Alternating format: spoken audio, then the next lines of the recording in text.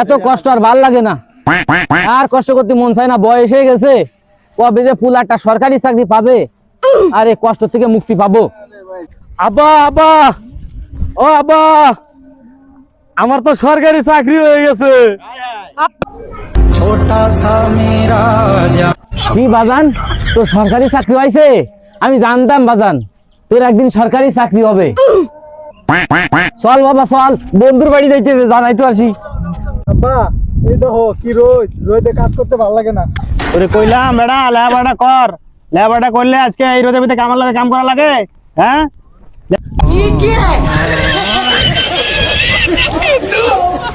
সাইবুল ভাই, কি সরকারি চাকরি হয়েছে? দেখ দেখ ওর পোলা সরকারি চাকরি পেয়েছে, দেখ। প্রথম মাসের বেতন দিয়ে আইফোন কিনবো, 3 মাসের বেতন পাইয়া আইফোন কিনবো, দেখ।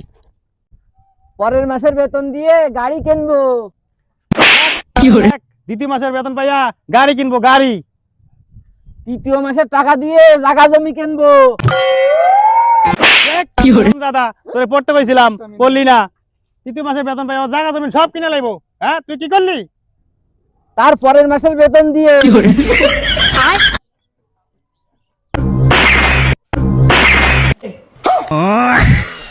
কি নালা আমার গেছে, সালাও গেছে।